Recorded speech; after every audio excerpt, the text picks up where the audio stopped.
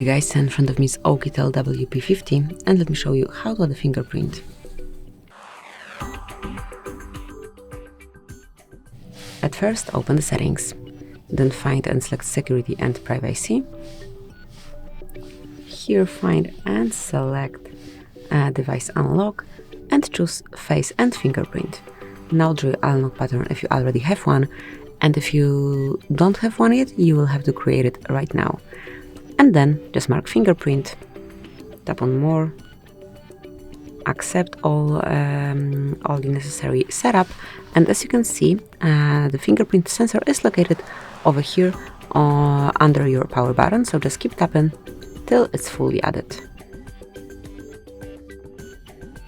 Tap on done, and that's it. From now on you can unlock your device with this fingerprint only. Thank you for watching, please subscribe our channel and leave the thumbs up.